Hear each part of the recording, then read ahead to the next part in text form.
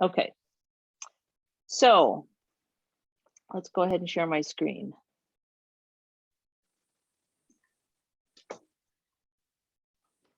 There we go. Oh, cancel that.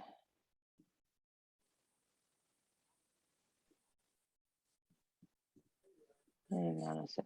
Gotta bring up. I have to bring it up. There we go. All right. Share. And oops.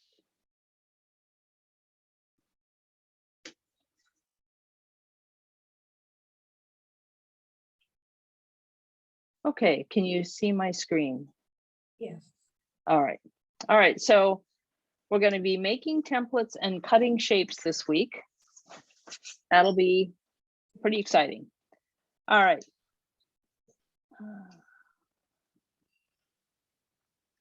So timeline, just a reminder, this was set in the beginning. So we're at the session 2, creating your wedge template and cutting template shapes from strip sets.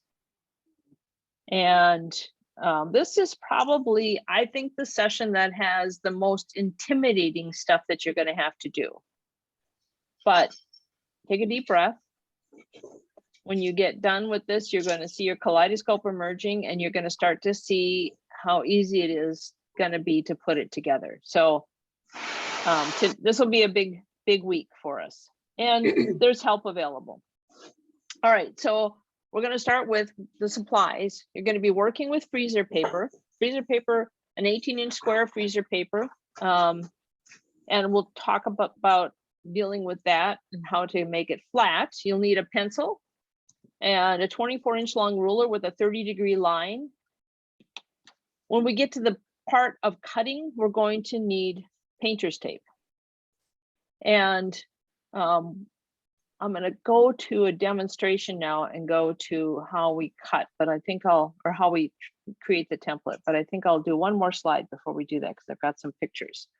So I've written the things down. I can send you the slides out.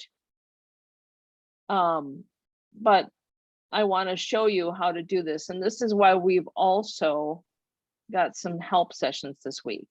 So once you have your 18-inch square freezer paper and you want to get it square. So my recommendation for getting the square piece of freezer paper is go to the TAC room. We have a couple of the 20.5 or 21-inch big square up rulers in the TAC room, and they're perfect for getting your 18-inch square. You don't have to try and jimmy 2 rulers to make it good measurement. You'll be able to get a really accurate square. The freezer paper, as it comes off the roll, should be 18 inches. Ricky Tims in his video talks about it might be only 17 and 15/16 inches. I measured mine and it maybe was smaller than 18 inches, but the amount it was smaller was so small I decided I could just ignore it. Okay, so I don't think you have to worry about that. You're going, go ahead. I was just going to say, this is Linda. I agree. I watched Ricky's, and mine was exactly 18 inches and it came right off the roll from the grocery store. Mm-hmm. Yeah, so maybe there's slight variations, but I think that any variation you get in the width of it is so small, it's not going to matter.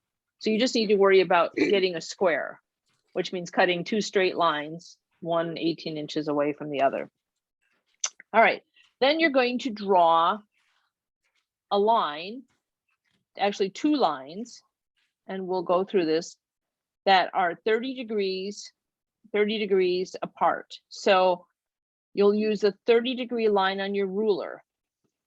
And I'll show you in a minute a couple of things about, actually, I'm going to pop out of the stop share and go to my other camera, spotlight this. All right, so you can see, I think you can see my,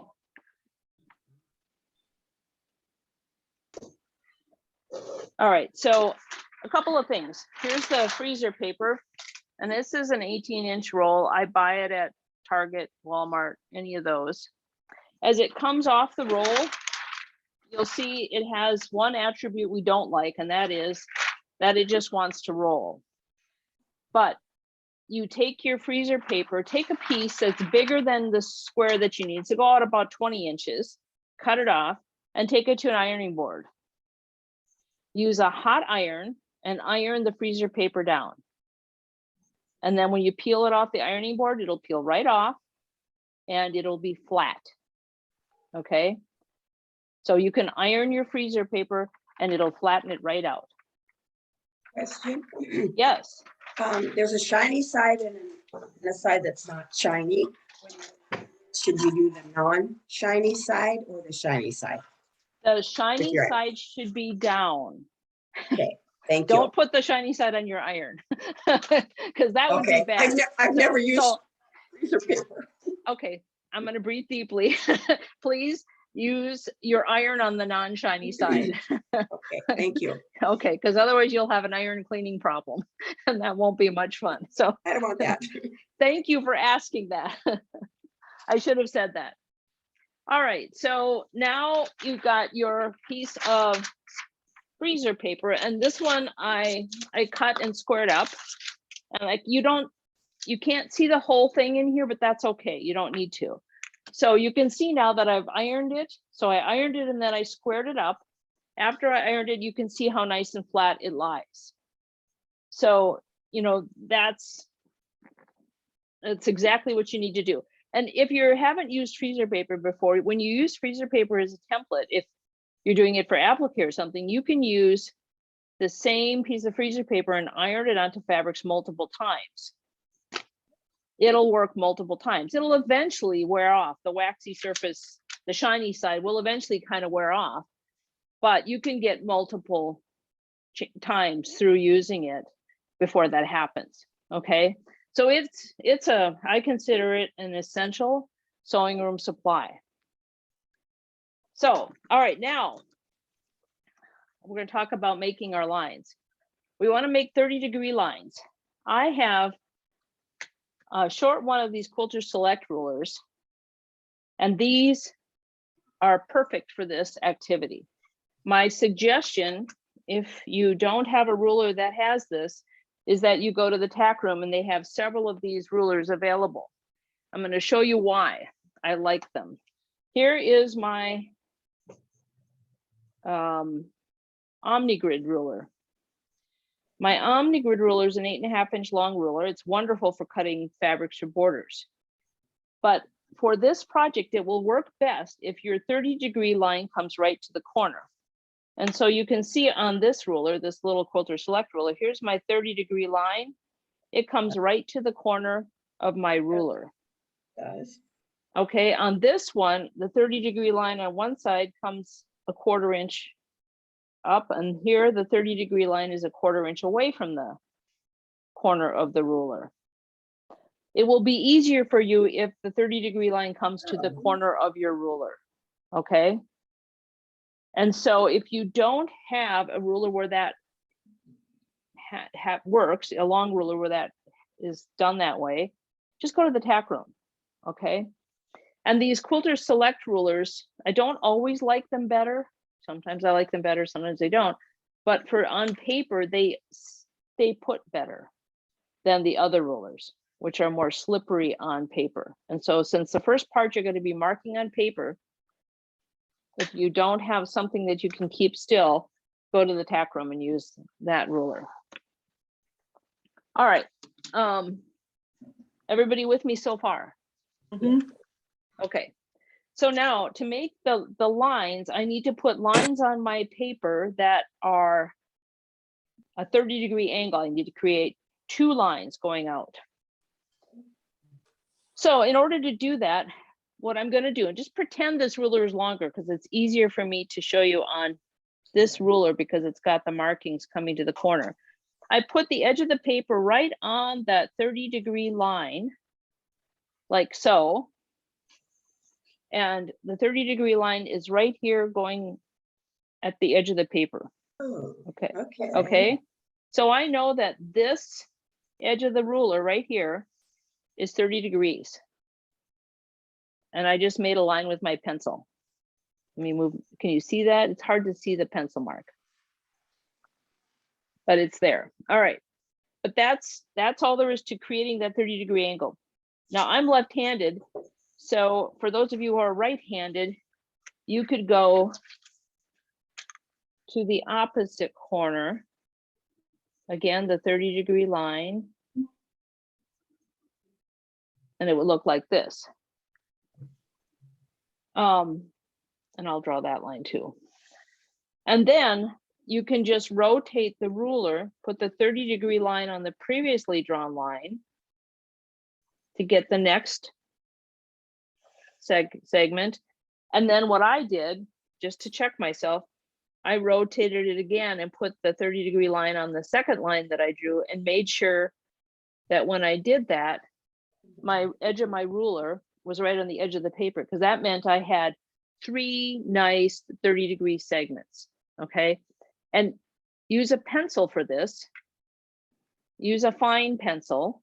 This is a 0.5 millimeter mechanical pencil, a 0.5 or a 0.7. You want a fine line, because you don't, when you're cutting your templates apart, you don't want to have to guess where in the line is the right place to cut. So make a fine line and then cut right on the line. Okay. So that gives us our 2 30-degree lines, or 3 30-degree segments on our paper. Okay. Everybody with me still? No. Okay, who's got a question? How'd you get that first one? The first line. Yes, I need, Okay. I'm doing it as you do it. Okay, so I'm gonna go to the second corner. Do you have the ruler with the 30-degree line coming right to the point? I do. I have the same ruler as you. Yes. Okay, and are you right-handed or left-handed? I am right-handed. Okay, so I'm gonna pretend I'm right-handed. Okay, and I'm gonna use there's a corner of the ruler where all of those angled lines come out of that corner. So it's right, Mhm. okay. And I'm gonna put that corner right on the corner of my paper. And then there's a dotted line that goes through a little box that says 30 Yep. on the Yep. ruler. Okay, Okay. so that 30-degree line is what I'm gonna line up on the edge of my paper going right to the corner. Got it. Okay, and that gives me a 30-degree angle from the line to the edge of my ruler. So from this line Yep. to the edge of my ruler is 30 degrees, and so I can mark my line there. Perfect. Okay, Got it. and then to do the second line, I can just rotate my ruler around that point, the corner of the paper. And now I've got the 30-degree line going through One you already made. the one I already made.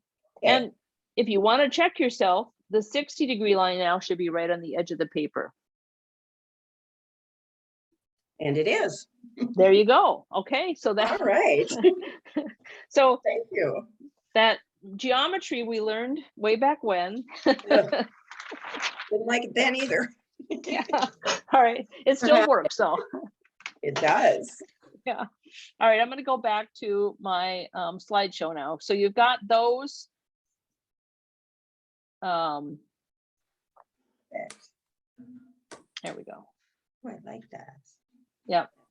All right, so I've got a picture here, and I started using a Sharpie when I was taking pictures for the presentation today, because I realized that they weren't going to show up very good with a pencil.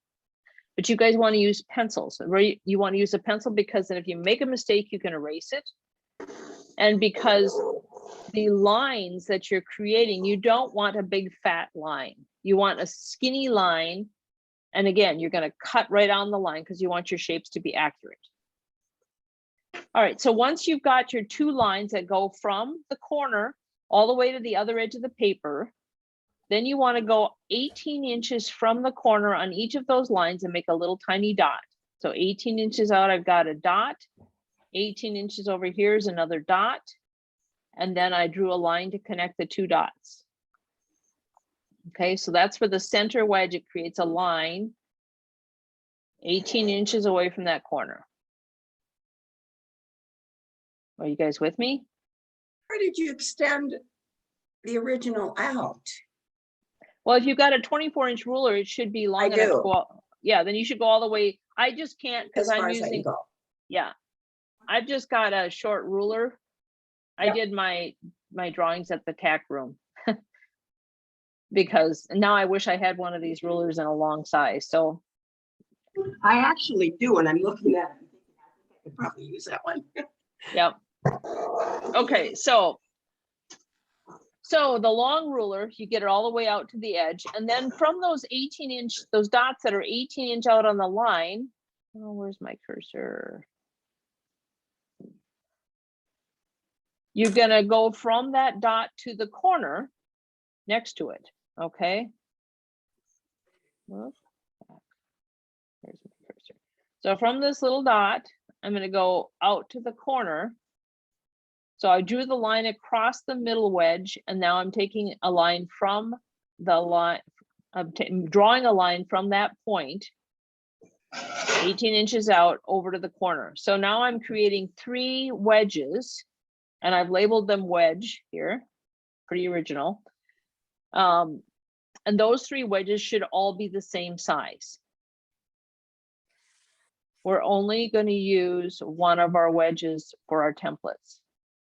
But we're going to save the other ones because we can use them to check once we sew our pieces together, we can use them to check the size of our finished fabric wedges. All right. And then, oops, Vicky,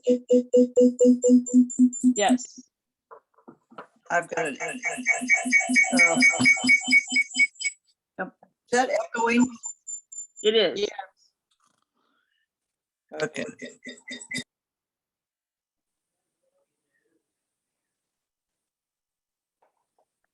Okay, that was Linda Nelson, right? Yeah, but can you hear me? Oh, now we can, yes. Okay. When you first were showing your wedges, the 2 lines that came out from the corner, then didn't you do one other line that was 30 degrees from one of your original lines? I thought you drew 3 lines on your paper. Well, I actually, you only need to draw 2 that go all the way across the paper. I'm going to spotlight my and stop sharing again. All right, so I'm going to go back to here. So I needed the first line, which I got by putting my ruler like so. Yeah. And what I really want is a long ruler that goes all the way across the paper. Okay, so I want the 6-inch by 24-inch version of this. This one's too short. Oh, But you, oh, okay. Yep. So I think I should have said that. It was confusing, wasn't it? All right. So now if I put the 30-degree line on the edge of the paper here, then this line that I draw, and I've got the long ruler, will go all the way across the paper. Okay. And then when I turn and I put that 30-degree line on the line I just made, Okay. then and the 60-degree line should be on the edge of the paper. Then I've got my second line and go all the way across the paper, go all the way to the edge of the paper. And then to check it, you can rotate it again and put that line, the 30-degree line, on the one you drew, and make sure that the edge of the ruler now should be at the edge of the paper. Got it. That's just to check that. There's nothing special about doing that. You don't have to draw a third line, but that will allow you to just check that you drew correctly. Okay. And if you didn't draw correctly, or if you've got a mistake, just erase and go do it again. Okay. All right. Thank you. Yep, you're welcome. Did that help? Yes. All right. Now share screen. I'm going back to my sharing. Okay, so once you've got your 2 lines, and we're just going to pretend that I got a full paper here, but I make a mark 18 inches out on each of the lines. I connect the 2 dots, and then I take those lines to the corners. And now I've created 3 wedges that are 18 inches on the long edges and have a 30-degree angle. Okay, and we label them wedge, wedge, wedge. And we have two little triangular pieces up on the top, one that's, they're mirror images of each other. We have the right wedgie and the left wedgie, and we call those wedgies. This is highly technical stuff, guys. And then just for fun, we had to call the one in the middle something, so we call him the butt. Obviously, it's a male part. All right, so we've got now 3 wedges, 2 wedgies, and 1 butt. And the point where our 30-degree angle is, that's our nose. Okay. All right, Or and we're what? gonna call Nose? it the nose. No- Yes, you see the nose down here in the corner? It's written sideways. Okay. And all of this is, the reason for writing this stuff on there is to help us to keep the pieces organized and figure out where we're going. One of the most challenging things with this project is just knowing which way the shapes go. So we're just starting to build some hints that help us to know what goes where and how it's oriented. Okay. Any more questions on that? All right, now we're going to go to the next section.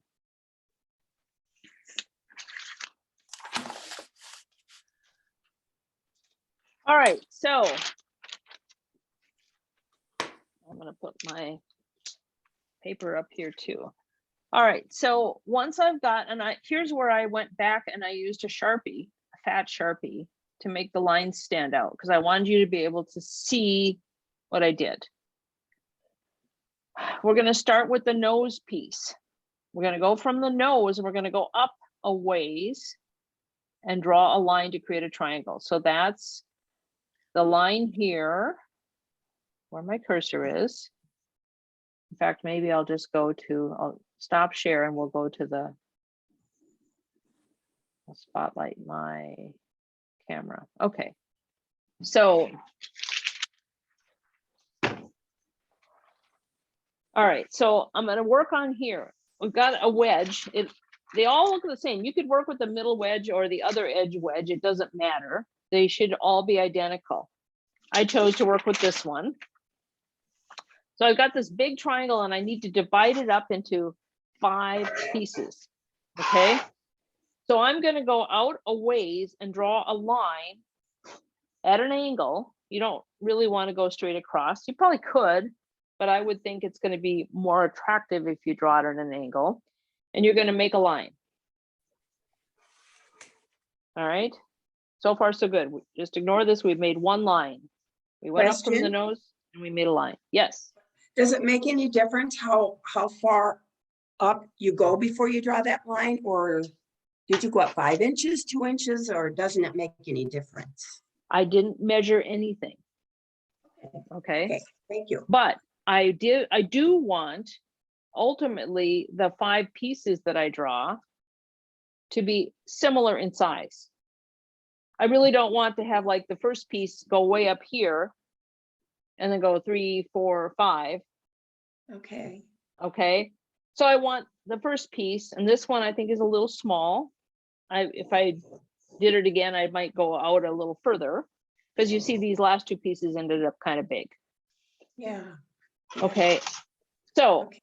the only thing I thought about when I was creating these is, if you look here, I've got my ruler laid next to this. I tried to make sure that the longest dimension of any shape wasn't more than about 7 or 7.5 inches. Okay. Okay, that's all I thought about, and trying to keep them fairly similar in size. Okay, and I just did it approximate. So I put my ruler down and I drew the line. First line. Now we're going to go in a chevron fashion. Okay, so the next line, this one went this way, this one's going to go this way. 1, 2, or you could do the first one this way and the second one this way. So you just want to, the angle of the line that you draw is going to be left, right, or it's going to be right, left, right, left. All right, either way, doesn't matter. But the second line, I want to start from somewhere along the first line that I drew. It's best if you don't start right at the edge of your shape, because that's going to be the edge of your wedge when we sew these together. And you really would have a hard time getting those seams to be beautifully perfect there. So it's better to come back 3/4 of an inch or so, or 1/2 an inch or an inch. And then you're going to make the next line. Okay, so I made line number 2. Line number 1, line number 2. Okay. Line number 3, same thing. I come back from that point on this line, and I'm going to go, because I went left, right. Now I got to go left again. Line number 3, I came back an inch or so. Line number 3. Still with me? Yep. Okay. Line number 4. I've got this section here. I hadn't drawn a line yet. I tried to divide it because I wanted to keep the pieces fairly same size. They're not going to be the same shape, but they're going to be similar in size. So I came back a little ways, and again, left, right, left, right. This one goes right. Okay. No, I didn't use the angles on my ruler. I didn't measure. Okay. I kind of use my hand as a size estimate. It's about right. That's all it needs to be. Do All right. not overthink it. That's right. Do not overthink it.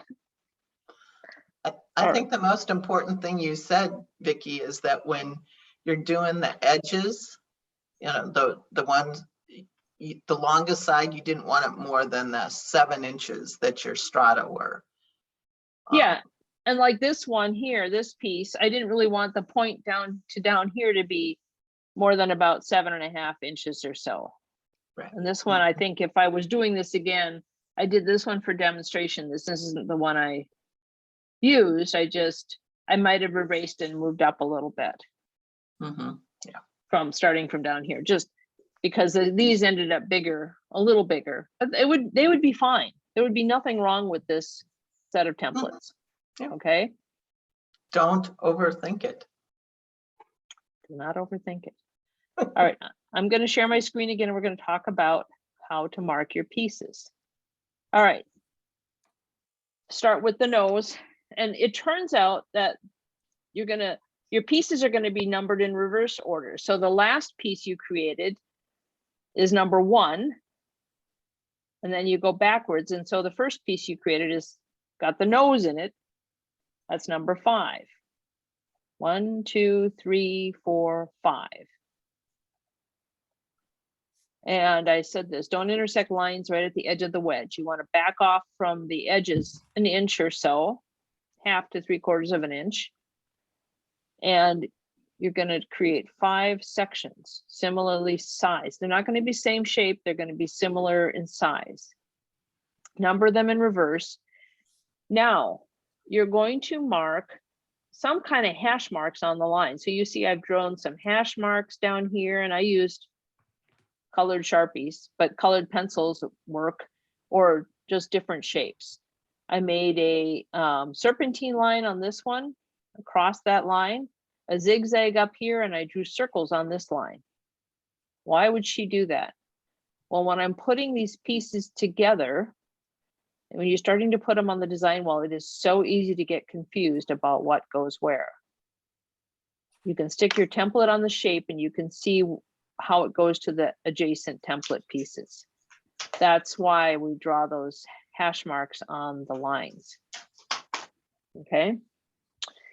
And then the other thing we got to do is we need to know where the edges of our wedge are. And there's a reason for that. So the edges of the wedge, we're going to mark any edge piece, any edge line with the label edge of our wedge. A lot of alliteration here. So we've got 2 edges on piece number 5 on either side of the nose. Each of the subsequent pieces has only 1 edge. Okay, 4, 3, 2, and 1, or only have 1 line, 1 side that's on the edge of the wedge. Okay, does that make sense? I'm hearing no words, so I'm gonna assume it makes sense. All right. All right, so now the thing you do next is you're going to use your rotary color and your ruler to cut exactly on the lines. And I'm going to just go to my demonstration camera for a second. Okay, so if I'm going to cut exactly on these lines, before I cut it apart, are there any questions about what we did here so far? Because once I start cutting this apart, then I don't have this to show you.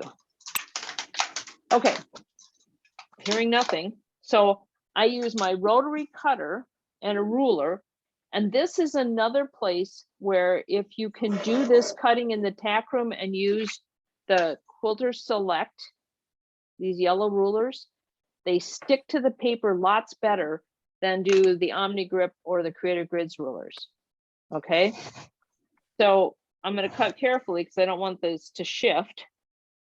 And I'm going to cut out the whole wedge. And I can set the rest of it aside.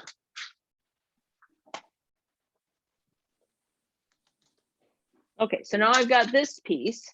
Now I'm going to cut the wedgie off. And we're going to save it. We're going to need it later to make our background pieces. Okay, so I set my wedgie aside. Now, I can't cut this line, can I? Because if I use my rotary cutter, I'd cut through this next piece. So I need to go like I did the drawing, and I need to start with the first line that I drew. Okay. And I cut it off. And the next one.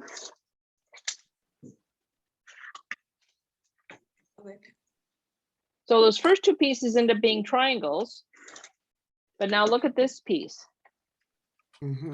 It's got this weird little corner on it.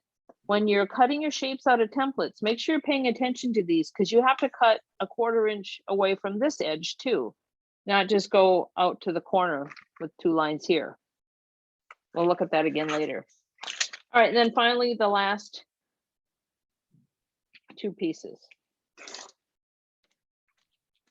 All right, so now I end up with an almost triangle with a corner cut off. And this one actually has 5 sides. It's got this short side here and a shorter side here. But I can put them back together again because I can match the symbols that I drew on the lines. And here, okay. So you can see that helps you to not get confused. And trust me, when I did my first pieces, and I started arranging them on the design wall, I went, what the heck? Something doesn't look right. Okay. So I was grateful to have those little marks because it enabled me to figure it out. Okay. That gives you all of your templates. Do you have any questions about this?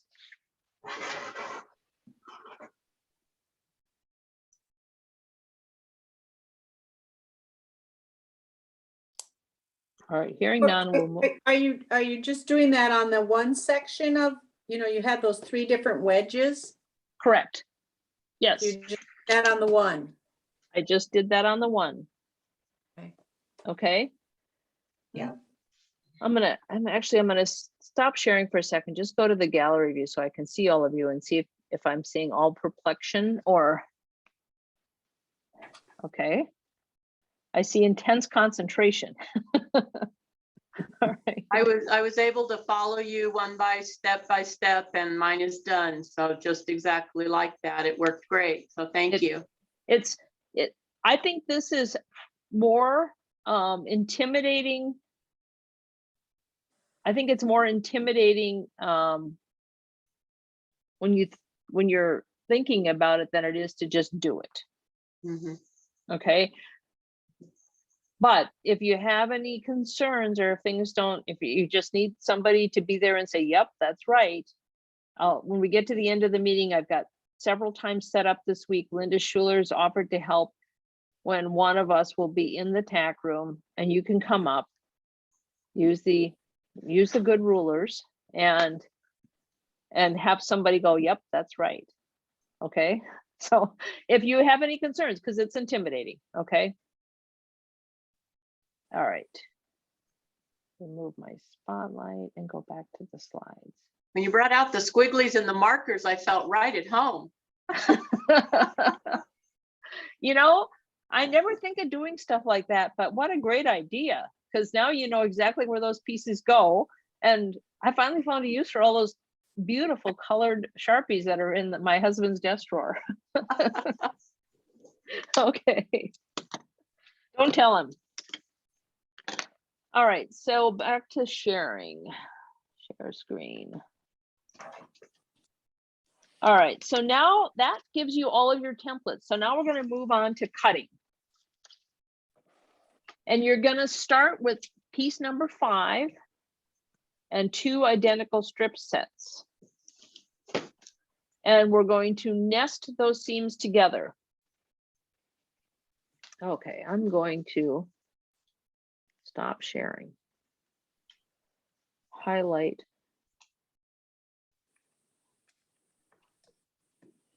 Spotlight my camera. All right, so now this is the strip set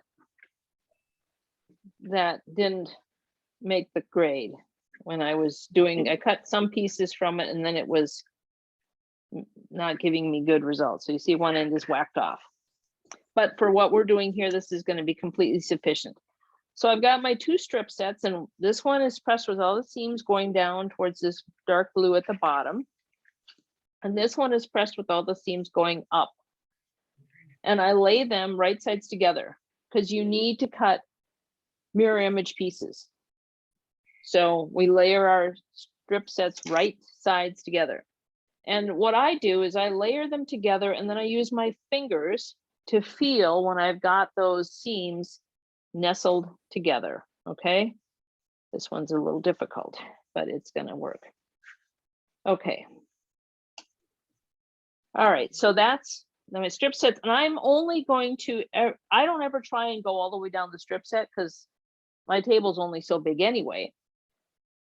If I go to piece 5, you can see piece 5 is only this big. So I only need to have this much of my strip set you know, nicely nestled together, okay? That's all you need. So if your strip set is bowed or not perfect, just worry about this much. Worry about 6 inches at a time. All right, so those are all nestled together. Now I'm gonna just play with, see which fabric do I want in the nose.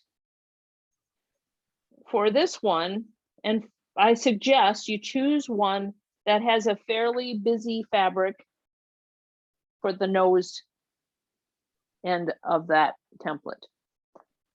Linda, why would we do that? Linda Schuler. See if she's there. Yes, I'm here. I just had to unmute myself. The reason that you want a busy print is that if you look at the quilt in the TAC room, which was the first one I made, it's black in the center. So my nose went to black. That pops out. That's not what I wanted. And so if it's not perfectly pieced, which it's not, it you know, I walk in there and I go, oh, that is so ugly, that black spot in the middle. And but it was a good learning. So busy on the nose, you know, so that it you know, like it's blurred, you know. Some of us don't like our noses, so you know, but we want them to blend. We want them to blend. And it's a busy nose. And the nose fabric, that seam where all the wedges are going to come together, is going to be the hardest spot to get your seams to match. Mhm. So If you choose a busy fabric for your nose, so choose one of your strip sets with a busy fabric there, like this one, then it's going to hide any piecing imperfections. So why not make our lives a little easier on ourselves? Okay, so now I get my edge piece. Now there's a couple things you want to do. One is I will use this edge. I don't want to lay out my piece so that where I've got, see it says edge here, that's the edge of a wedge. If I have that edge with the seams coming out perpendicular from it, then when I go to put those two pieces together, I'm pretty much going to have a straight line right at that point. That isn't going to give me the effect that I want. So the main thing you want to be thinking about is that you don't want the edge, any place where it says edge, to be perpendicular to your seam lines in your strip set.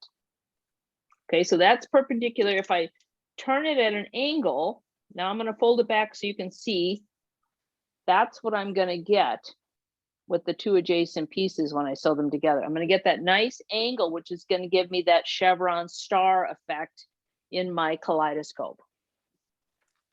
Okay. Can I say something? Yes. So when you do that, that's where it's going to be fun to play. And maybe you're going to talk about this, because depending upon how you turn that wedge will give you either a sharp angle, star, or a more gentle. Mhm. And Yep. So, and what I did when I was playing with it, I like put it down and then I've got that edge kind of here and I just folded it back at the same angle and I could see. And what if I did it at, you know, an even steeper angle and I fold it back on that? Oh, look at that. See how much pointier that gets when I fold that back? And those are going to be, that's going to be your seam line eventually, right where those edges are. So you can kind of play then, and then here's that other edge up here. If I fold it back there, you can see the other edge, because this is the nose piece, so it has two edges. It's the toughest one, but after you this one, it's easy. You can see, I can see the angles I'm getting at that other edge. Okay, so once I have it kind of how I want it, and I've got this edge, the perpendicular doesn't have the seam lines intersecting perpendicular, and this one either. See, they go this way, they don't come out that way. So I'm good on both edges of this template. This is the only one that has two edges. Now I take painter's tape, blue tape.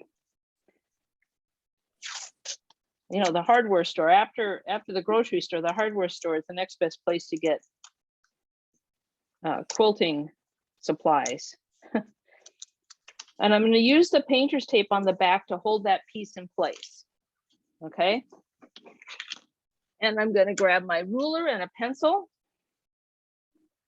And I'm going to place my ruler on so I can draw a line that follows the seam line. And I want to follow the stitching line here, not the edge of the fabric. Follow the stitching line. Okay, so I drew a line that follows the stitching line. Now I'm going to do that maybe 2 more times. I don't have to draw every seam. Here's another one. And then I'll go to just this one. So I've just gently with my pencil made a line. Can you see the lines that I drew? Okay.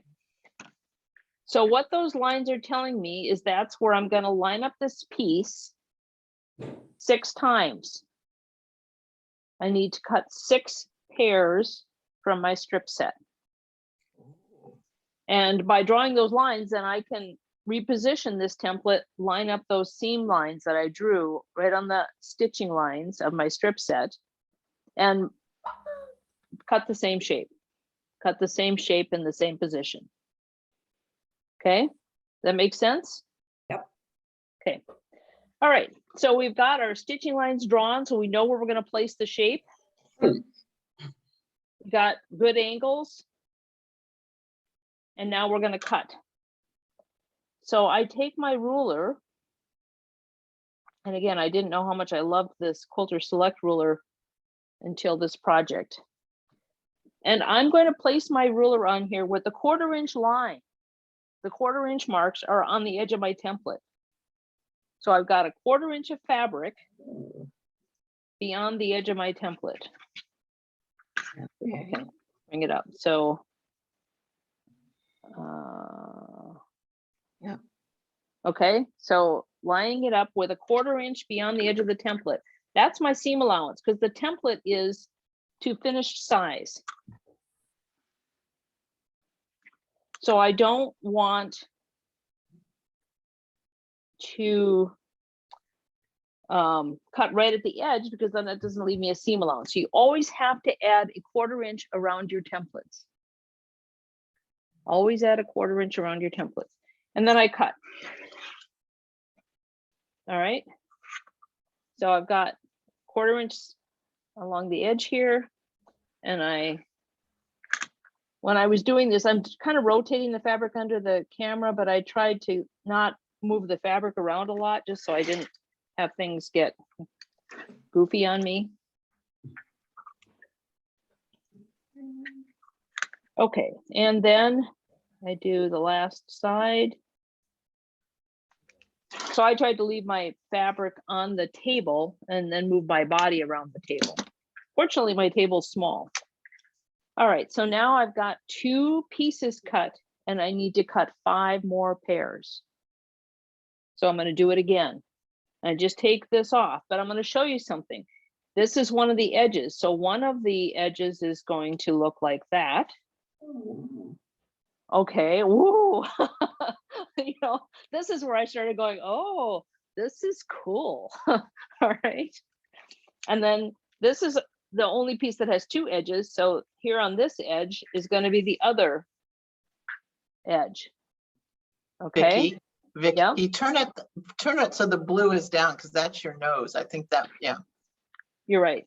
So this is going to be the center is right here. Okay. That blue in the center and then that orange Yeah. polka dots. Yeah. And then this is going to go like this. So you see it's going to go up and down. That's going to make kind of stars. This is going to be a blue star with the orange and purple polka dots around it is what it'll look like. All right. Is it clear as mud yet? As clear as mud. Yes, good. Okay. Just about. All right. Are there questions? Judy has a question. I see Judy waving her hand at me. I always have a question. That's good. Okay, so this is going to be a 6-sided star? Correct. A 6-sided star. Okay, and of all your strip sets, you look at the one you want to be in the center to choose to do this with it. Yes, yes. And I just wanted a busy fabric for the center so that if my piecing in the center, when I'm putting all these points together is not 100% perfect because it never will be. It isn't something that's going to be as visible. If you have a fabric with pattern to it, any piecing imperfections are less visible than say a solid. Okay. And you know, you can think a little bit about like here, this blue and this orange, that's a pretty high contrast. Those are high contrast colors. And so that's going to draw your eye into the center of our kaleidoscope. So you can think a little bit about where things go, but you kind of can't plan it. It's really hard to plan it beyond a piece at a time or one round at a time. Okay. So don't stress too much. You can't really plan it. Do a little for the moment. I want the busy fabric. I want an angle. And then just start cutting. Okay. Take a deep breath. And it'll be fine. And we do have help sessions. All right, so any questions on that so far? So Vicky, Yes, Linda. if we do that with piece number 5 and work our way down, we're not using any of these strip sets for another piece, is that right? Correct. Okay. Yep. 'Cause So there you was may, room left over. yeah. So you may want to think about if some of your strip sets are darker and lighter, do I want the dark on the inside or the dark on the outside of my kaleidoscope? Because if you want the dark towards the center, then you'd pick one of your darker strip sets. Mhm. Or you might choose, if you've got this strip set didn't really have a narrow strip of my dark fabric, but this is actually my demo strip set because I flubbed it up. Don't tell. But I chose one of my strip sets that had a darker, narrow dark strip for my star point for the center. Okay. And you can't really predict exactly how things are going to go as you go out. It gets interesting. You can kind of do that turn and peak thing that I showed you, where you put your template down and then you turn the one fabric back along the edge of the template so you can sort of see what they're going to look like, what the angle's going to look like. But that's about all you can do. And then take a deep breath. It's going to be fine. Okay. I know, I keep saying that. I Oh have to boy, tell- am I out of my comfort zone? This should be interesting. Well, exactly. This takes us all out of our comfort zones. And that's a Yep. really good thing, because I agree. our brains are learning and growing when we're not in our usual space. So, and what is it they figure now, that, you know, brain health is as important as anything else? I mean, I'm going to cut one more pair of these so you can see, then we can do a little bit more arranging. And I'll show you now. I'm going to the second pair, and I'm going to, again, just for this little length of space, make sure that my seams are nicely nestled. Now I can put this guy, the seam line, down here and there and there, and then I just push down. If your tape wears out, just put a couple new little pieces of tape. So I've got my second piece positioned. If your pieces are bigger, ask me how I know. You may want to lay out your strip set and kind of go, okay, it goes like this. And then here's next one, and make sure you can get 6. I had one that I was panting and not sure it was going to make it, but it did, just barely. I think I have a little selvage in the one end that's going to be in the seam allowance. So I'm going to go ahead and cut my second piece to match. And I cut here. While she's cutting that, one thing that I found helpful, because sometimes I didn't get them all done at the same sitting, is I sometimes, wrote what color was in the section where she had drawn on the lines, so I knew that it was blue that was the nose, or, that orange and purple, mark that so that you have it the same, because it can get very easy to get mixed up. Ask me how I know. Yeah, especially if your strips are fairly similar in size, it can get confusing. Yeah. Because your seam lines may line up. So now if I've got my first 2 pairs here, and if I lay those out, so you can start to see the shapes emerging, and then you can go ahead and arrange them on the design wall. So with the first 2 here, if you're arranging, these 2 are going to be perpendicular up and down, vertical. And there are 3 wedges, 1, 2, 3, in each quarter of your quilt. So 30, 30, 30, that makes a 90 degree, that's a 90 degree angle. So after 3 wedges, you're going to have your horizontal line.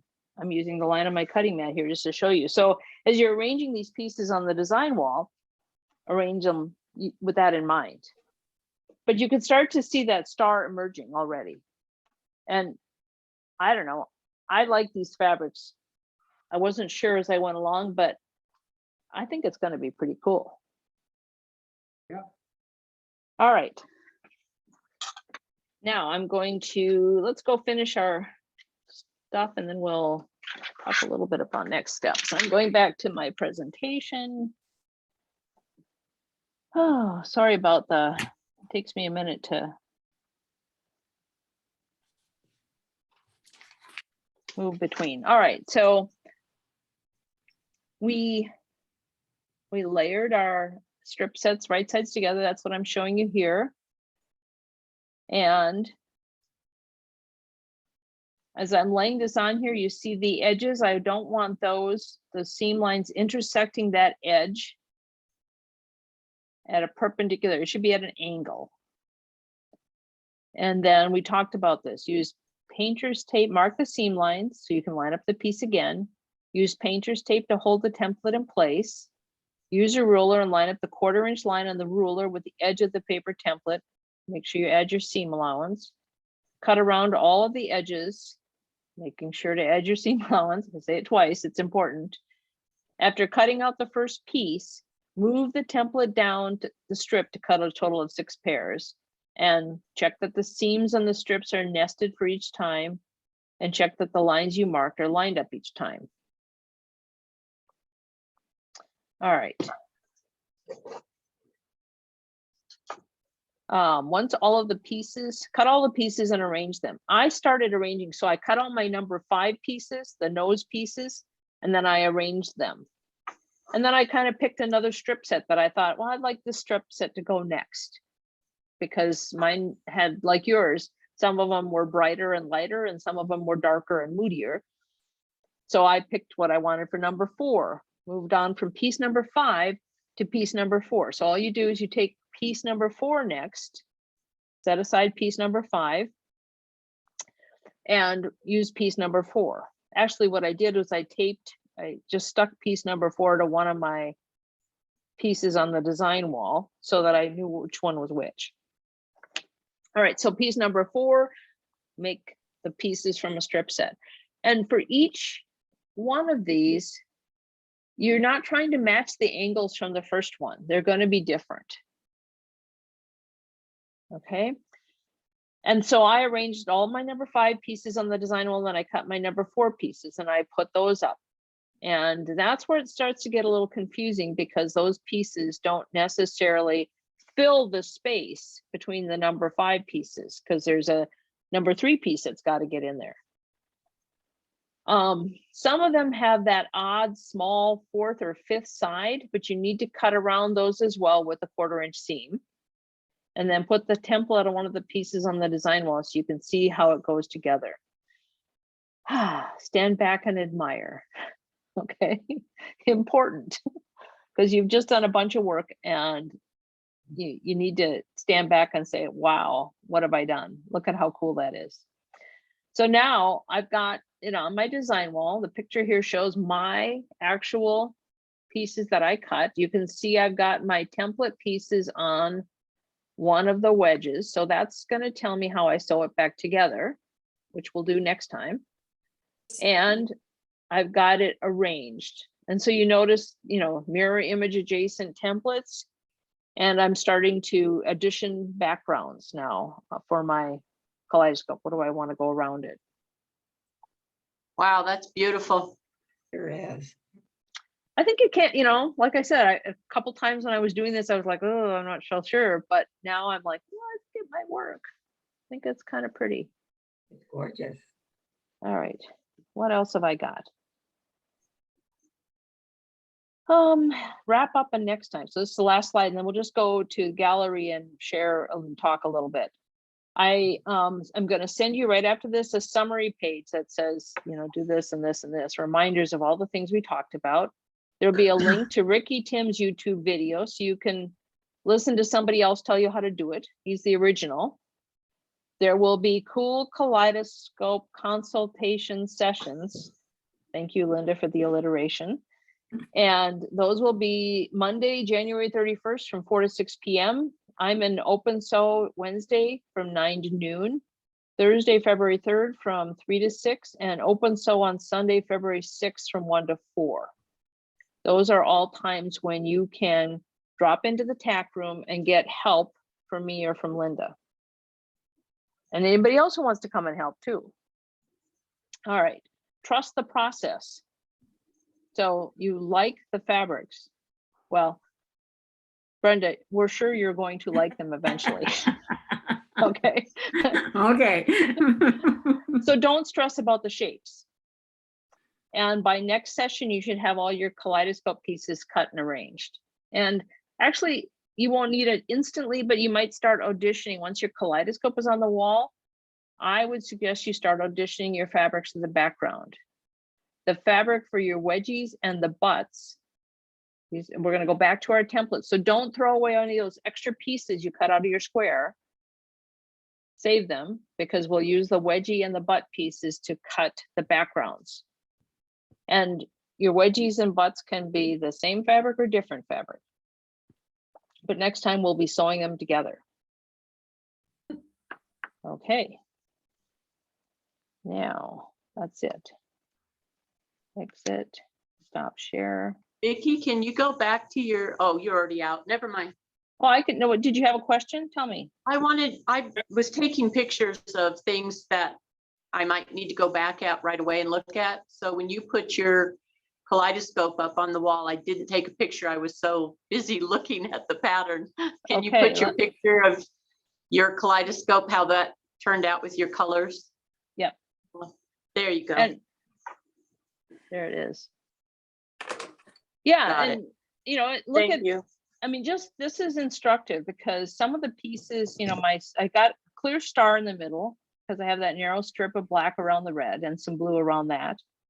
And then I've got sort of some broken star pieces. There's one of these peaches here on the end with on the edge with the purple on the red and the light lavender polka dot and green. That ended up being kind of radiating out. It wasn't, Right. you know, it's not necessarily what I would have planned, but I think it's okay. No, I And think it's beautiful.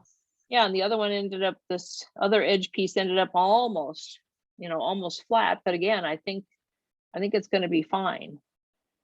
You know, it's a little hard, and you really can't predict how all of these are going to happen. You see some of the angles and mirrored are pretty shallow angles, and some of them are pretty steep angles. Mm-hmm. But that's the way a kaleidoscope works. Right. Okay. Thank you. So, okay. All right. And stop share, go back to gallery, view, gallery. All right. All right. So any more questions? Linda, would you like to share? Linda Schuler? Unmute yourself, hon. You're still muted. There we go. Do you want me to share? Would you guys like to see what Linda did? Yes. Yes. Okay. All right. So everybody's nodding yes, and then we'll come back to more Okay. questions. Okay. So there's my strata. And then let me get, and then this is a finished wedge that when I stitched it together, I took a picture of it. You know, you're not going to get this far, but all my blacks and whites and reds. And I did lay it on there and do some peeking to put some of them specific. In particular, this space right here, I realized I really wanted these two strips to be together. I liked that look. And the first time I did it, I had this one down here. So I had to waste a piece of fabric on that. But I pressed the seams open, but this is what mine looks like. Oh, wow. Oh, Thank you. I'm very pleased with the way it turned out. So, I mean, I think that this gives you, thank you, Linda, for actually working this far ahead, because it gives you a sense of how different fabrics give you different results, but they're all going to be beautiful because Linda chose pretty much a neutral palette with just, black and red. And it's really beautiful. And mine has lots and lots of colors in it. And I think it's beautiful too. I do too. Mhm. Yeah. So when I see your guys' fabrics, I don't see any of them that isn't going to be gorgeous. Mhm. Mhm. Do you want to see the next progression? Yes. Yeah. So then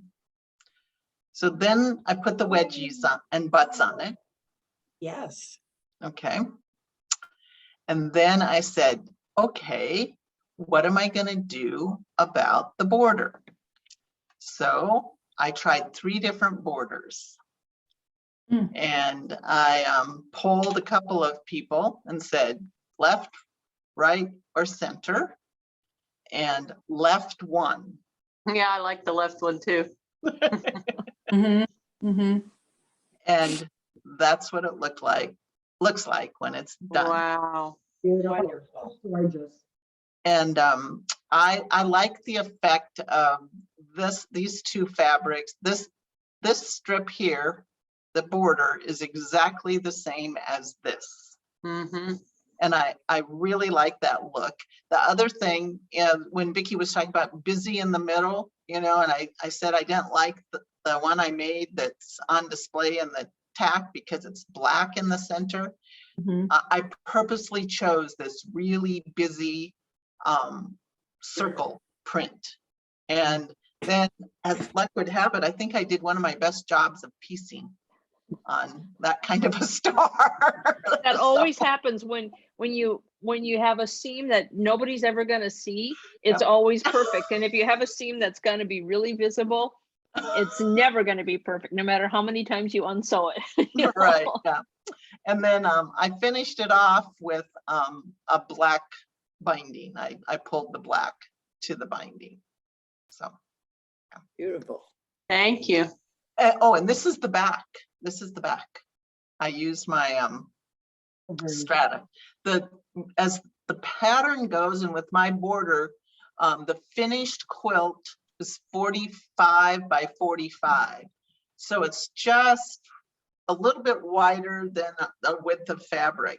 And this stripe, the vertical stripe, is one of the fabrics in my strata. And so I had quite a bit of yardage of it. So then I just took my other strata and put it in the center, and I had a wide enough piece so that I could put the back on it. So that's my story. I will stop sharing.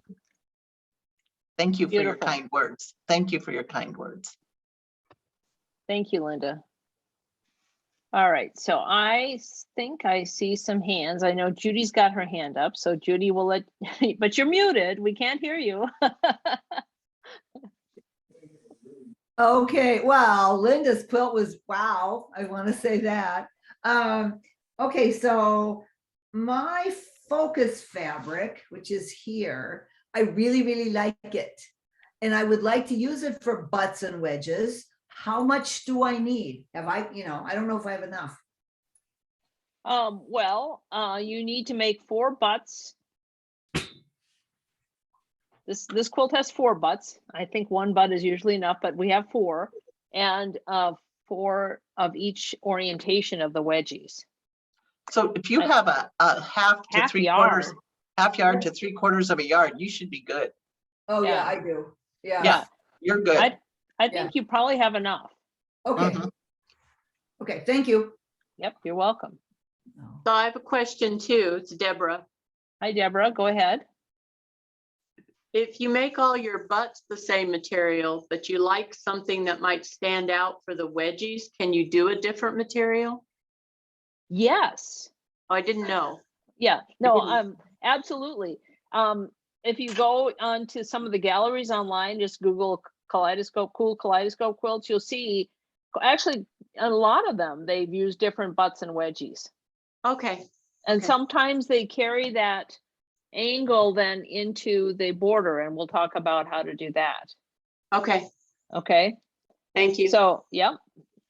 I'm glad you asked that question. Yeah, so again, don't agonize too much about that yet, because next time you'll have your kaleidoscope arranged and you could start additioning fabrics and seeing what you like. But you still have a little time, because you'll sew the wedges together first, and then you'll add your butts. You'll sew the wedges, all your pieces. Then you'll add your wedgie or your butt, depending on whether it's a corner or the side pieces. And then, so you've got a little time before you have to know which you're going to use. Okay. But it's kind of neat once we get that kaleidoscope arranged, you can see it. Now I've got 2 pieces of fabric on my design wall, and I kind of, is that the background I want? I walk in, I look at it in the morning, and I look at it later in the day, and just think about it. Any more questions? Anybody? No questions? My goodness. All right. Well, then I think that is all that we needed to cover today. Did I miss anything, Linda, or anybody else? I was just gonna say, if people had questions about when those, the times that you or I are gonna be in TAC, if people have questions, they are events on group work. So you could go in and look at when they are, and a couple of them are during open sew, and then we did the evening Monday and Thursday because the room's open, and we have sometimes done open sew at that time of the day. So but we'll be up there. One or both of us will be up there, and it's just, if you want to come up and talk about it, look at it, it'll be fun to see what you're doing, because looking at the strata, I agree with Vicky, everybody's is going to be absolutely spectacular. I just don't think there's a bad one amongst the group. So, don't try not to stress about it. It's going to be fine. And I think your quilts are going to be gorgeous. And the reason we got the help sessions is more, it's not that the steps are hard. It's just that this is the stage in the project when you may be feeling a little bit of trepidation about what you got to do. But after this, it's all smooth sailing. So, so I think that's it. And I'm going to, like last time, I'm going to send out after the meeting a link to the video. So if you want to rewatch this, and I will also send out a tip sheet, which has a link to Ricky Tims' video, if you want to watch that. And then I'll try and get the slides out in a day or two. It's getting the slide presentation so it doesn't take up too much. It's not too big to send, is a little bit of a challenge. So Thank you for your time. Thank you. well, thank you. It's fun to do this with you guys. So you're all rock stars, okay? Yeah. All right. Thank you. Back at All right. you. Okay, Okay. bye-bye.